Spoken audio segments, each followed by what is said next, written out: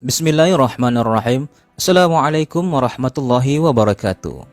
Ulama merupakan pewaris Nabi yang bertugas menyampaikan risalah Al-Quran dan hadis kepada seluruh umat manusia.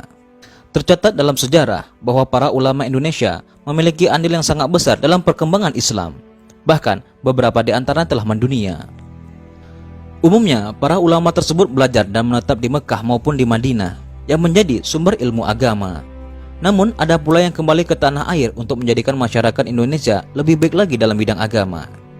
Berikut adalah ulama-ulama asal Indonesia yang namanya telah mendunia. Syekh Muhammad Arsyad Al-Banjari.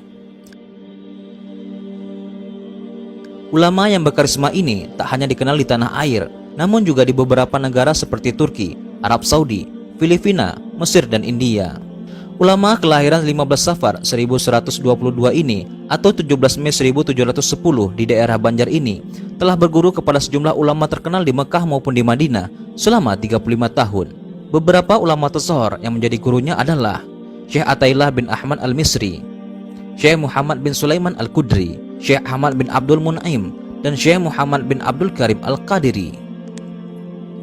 Meski terkenal di beberapa negara, beliau tidak melupakan kondisi masyarakat di tanah airnya sendiri. Karenanya, setelah berguru, Syekh Al-Banjari pun kembali pulang dan membuka berbagai pusat kajian Islam untuk masyarakat. Selain menjadi seorang pengajar, Syekh Al-Banjari juga menulis berbagai buku keilmuan. Salah satunya adalah kitab Sabil Muhtadin yang berisi ilmu fikih. Ulama asal Banjar itu pun meninggal pada tanggal 6 Syawal 1227 atau 3 Oktober 1812.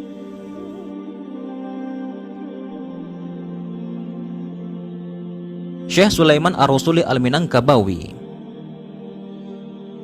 Ulama asal Minangkabau ini satu angkatan dengan pendiri Nahdlatul Ulama Hasyim Asy'ari. Lahir di Candan, Sumbar 1871, Syekh Sulaiman berguru pada ulama keturunan Minangkabau yang mengajar di Tanah Suci, yakni Syekh Ahmad Khatib Abdul Latif Al-Minangkabawi.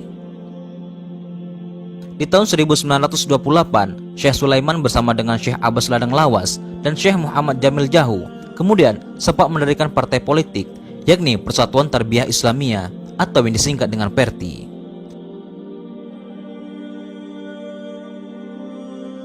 Syekh Said Usman Betawi. Ulama yang dikenal dengan sebutan Habib Usman Mufti Betawi ini memiliki nama lengkap Said Usman bin Abdullah bin Aqil bin Umar bin Yahya Al-Alawi. Lahir di Pekojan, Jakarta pada tanggal 17 Rabiul Awal 1238 atau 2 Desember 1822. Ulama tersebut merupakan sahabat mufti besar Beirut, yakni Said Yusuf An-Nabhani. Habib Usman sendiri telah menimba ilmu ke berbagai guru dan telah menulis 109 buku. Ia pun terkenal dengan ketegasannya sehingga dikagumi oleh para ulama asli Jakarta hingga saat ini. Syekh Muhammad Khalil Al-Maduri.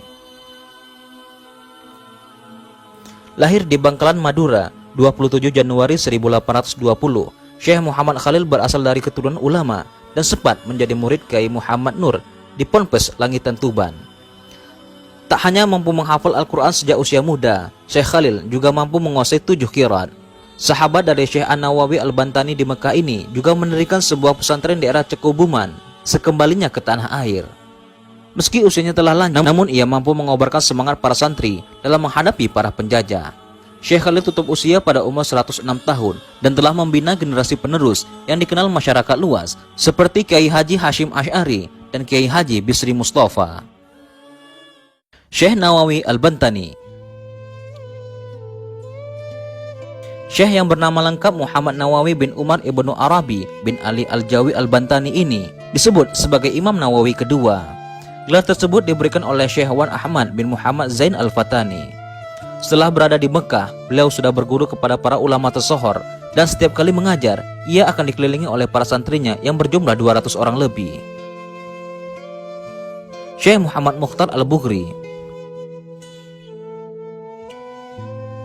Syekh yang lahir di Bogor 14 Februari 1862 ini memiliki nama lengkap Muhammad Mukhtar bin At-Tariq Al-Bughri Al-Batawi Al-Jawi. Awalnya ilmu agama yang ia raih berasal dari keluarganya sendiri. Setelah itu ia kemudian hijrah ke Jakarta dan berguru kepada Said Usman. Merasa tidak puas, ulama yang telah hafiz sejak muda ini pun berangkat ke Tanah Suci dan berguru kepada Syekh Ahmad Al-Fatani. Syekh Al-Bukhari juga mendapat kesempatan menjadi seorang pengajar di Masjidil Haram dengan jumlah murid 400 orang lebih setiap kali ia mengajar. Syekh yang juga menulis karya yang cukup banyak ini meninggal di Mekah pada tanggal 17 Safar 1349 atau 13 Juli 1930.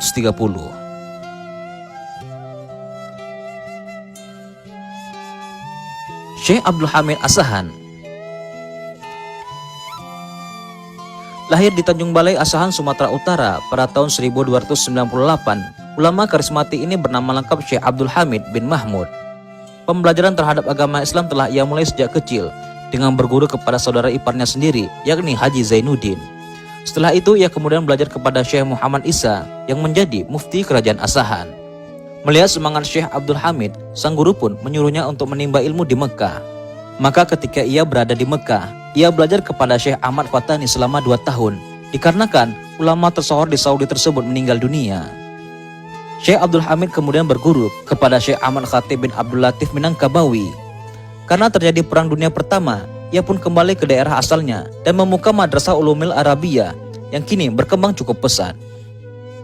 Syekh Abdul Hamid juga telah menulis sejumlah buku dan wafat pada tanggal 10 Rabiul Akhir 1370 atau 18 Februari 1951. Itulah nama-nama ulama asal Indonesia yang namanya telah tersohor di berbagai penjuru dunia. Semoga dengan apa yang telah disampaikan dapat menjadi semangat kita dalam menimba ilmu dan menambah wawasan kita dalam beragama.